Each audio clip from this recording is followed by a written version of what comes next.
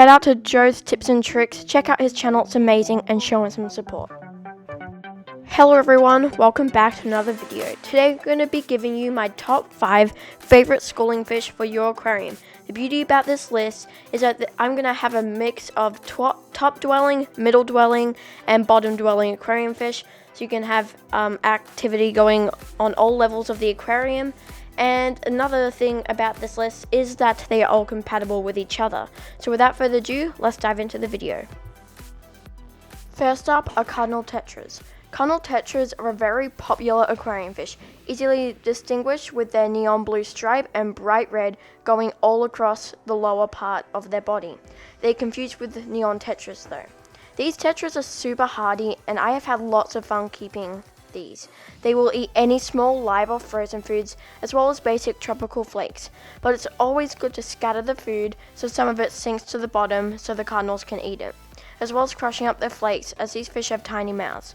They originate from the waters in South America, so they prefer a low pH down to 6.0 up to 7.5. To get the best coloration out of these fish is to keep them in black water. Cardinal Tetras are amazing schoolers and will add a whole lot more activity to the tank, so it is best to keep them in a school of 6 or more.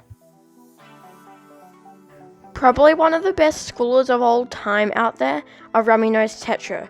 Immediately when you add them to your tank, they will stick together, and in only a few hours, different than most fish, they will be aware of their surroundings and will be thriving.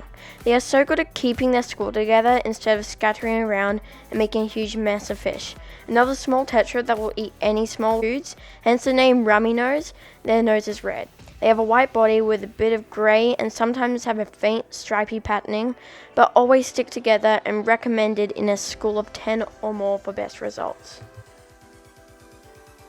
Harley boras are a really good schooler, a really unique fish that has a blotch of black near their caudal peduncle. They are a great hardy beginner fish that will really pop out in your tank. Keep the pH from 6.5 to 7.6, but they do great in neutral. Since they are a tropical fish, they like the temperatures around 22 to 26 degrees Celsius or 72 to 78 degrees Fahrenheit.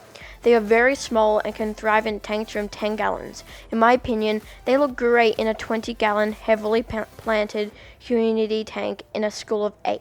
So if you are a beginner, then this could be the perfect schooler for you. Most schooling fish stick to the middle of the aquarium, but these fish don't. Zebra Denios are a great surface dwelling schooler that will add a great amount of activity near the surface of your tank. They will always be chasing each other around, so it's really important that you have an absolute minimum of 4 together, because if they're by themselves, they will start chasing other fish around, and from experience, this has caused some of my fish to stress out. Otherwise, Zebra Denios are a hardy little darter that won't need a heater. They can thrive in temperatures all the way down to 18 degrees Celsius or 64 degrees Fahrenheit, but are mainly tropical and will live up to 26 degrees Celsius. A fish that loves the higher pH from 7.0 up to 8.0 and are very small. They only grow up to 4 centimeters and will do great in 10 gallons or more. They may look suitable in a 5-gallon, but love plenty of space to dart around in, as well as being in a group of 6 or more. A great Denio that will bring lots of activity at the top of your tank. My first ever catfish were the bronze corridoras, a cute little schooler that will always be on the bottom of the tank scavenging for foods inside the substrate. It is so cute the way that they dig their little nozzles into the substrate. These fish have very delicate barbels that they use to feel vibrations and food. So make sure you keep them with a deep substrate with fine particles such as sand.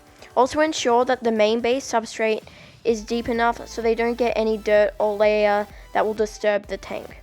They will eat anything that drops to the bottom, and I have seen that they love algae wafers, but otherwise another hardy schooling fish that likes to be in a school of 4 or more and will bring a lot of fun to the bottom of your aquarium. Thank you so much for watching. If you enjoyed the video, please give it a thumbs up, subscribe to the channel to learn more about fish and fish keeping, and let me know your thoughts in the comments down below. Have a fantastic day everyone, and I'll see you in the next video. Bye!